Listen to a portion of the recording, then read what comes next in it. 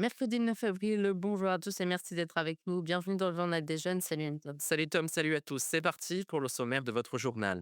Une explosion dans une pizzeria à Etretat. Dès le début de ce journal, nous reviendrons sur cet accident qui a mobilisé près d'une centaine de sapeurs-pompiers. Les habitants ont été évacués. Un projet municipal en route à Bolbec, la commune a annoncé la destruction de plusieurs maisons à l'entrée de la ville, une nouvelle phase de son plan urbanisme. Nous partirons à Roula-Asile a accueilli le week-end dernier l'édition 2025 du Festival, une nouvelle édition sous le parrainage du chef Damien. Dans ce journal également, les trois actus nationales de Tom. On parle aujourd'hui du droit de douane de Donald Trump instauré à partir d'aujourd'hui, d'un incendie au centre de tri de déchets de Paris, c'était lundi, et enfin on évoquera les municipales 2026. Enfin, le JT Sport avec à la une la Ligue des Nations féminines. On parlera aussi de Novak Djokovic avant d'évoquer le 15 de France et de terminer exceptionnellement aujourd'hui avec 4 actus, puisque la dernière actu sera la Ligue des champions masculine.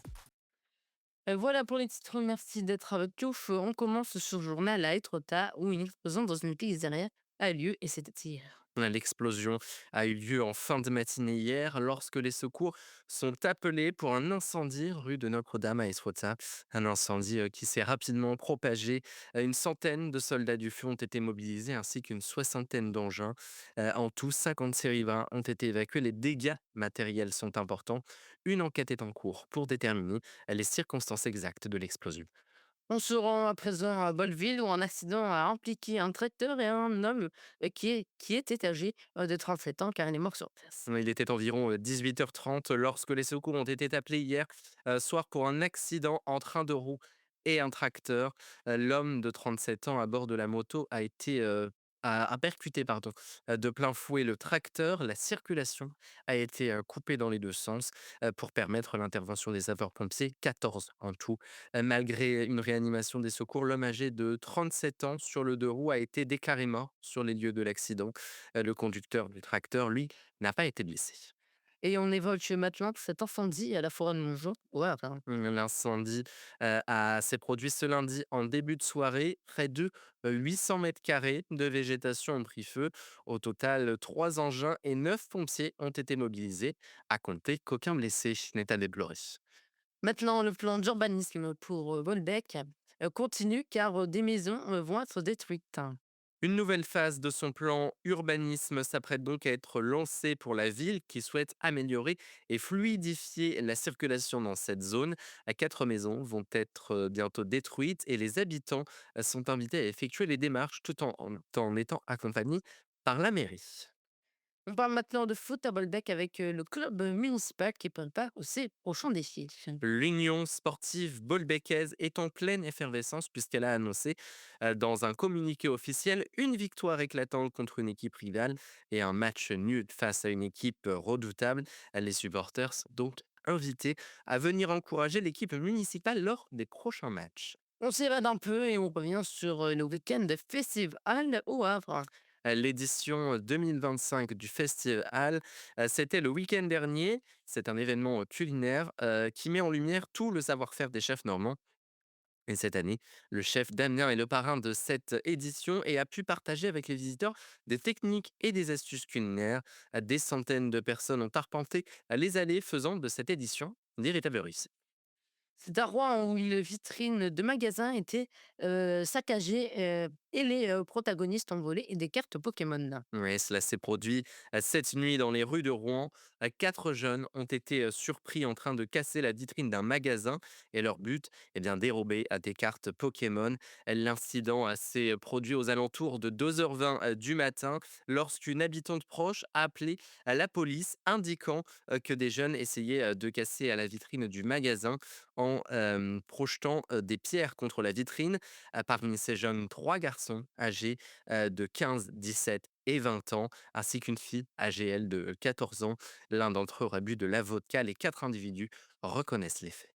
Et on revient sur le festival de l'éphémère et c'était ce week-end. Oui, et pendant 3 jours, la compagnie a accueilli diverses troupes pour 5 représentations.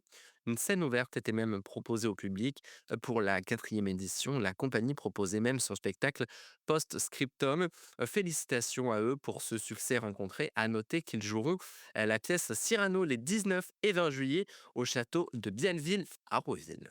Les actus nationales de Tom, et on commence par évoquer les droits de douane de Donald Trump qui sont entrés en vigueur aujourd'hui.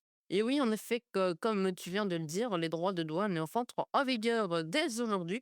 Et ce matin, le président américain Donald Trump a annoncé qu'il y aurait un taux monumental de 100% pour la Chine, ce qui a fait réagir de nombreuses personnes, notamment un porte-parole du ministère du Commerce, et dit, je cite, la Chine n'acceptera jamais cela. La deuxième puissance mondiale a donc répliqué une hausse de 34 points de ses droits de douane sur les produits importés des États-Unis à partir de février. Oui, on se rend à Paris avec l'incendie du centre de tri de déchets. C'était lundi soir. Et oui, c'est à proximité du palais de justice que s'est produit dans le 17e arrondissement un incendie dans ce centre de tri de déchets qui a donc été ravagé par les flammes. En tout, 80 sapeurs-pompiers étaient sur place. Le feu a donc été maîtrisé dans la matinée du lendemain. Oui, pour cette dernière actu nationale, on évoque les municipales de 2026.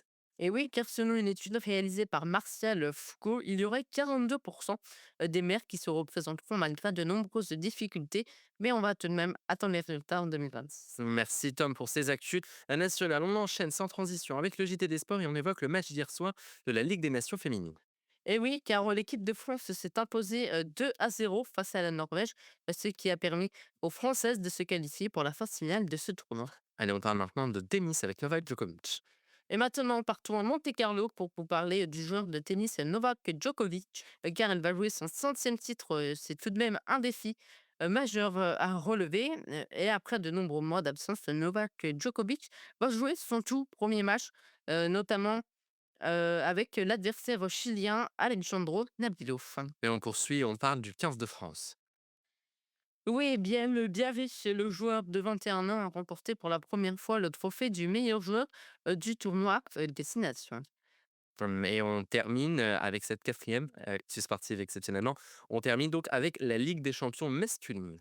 Et oui, car pour rappeler que ce soir se jouent les quarts de finale de la Ligue des champions masculine avec le PSG contre Aston Villa. Merci Tom pour ces actus nationales et ce JT des sports. C'était le journal des jeunes édition 26. Merci d'avoir été avec nous. Merci Tom. Merci. On se retrouve la semaine prochaine pour une nouvelle édition. En attendant, on se retrouve sur YouTube, Spotify, Amazon et notre site internet à radioactionjeune.fr.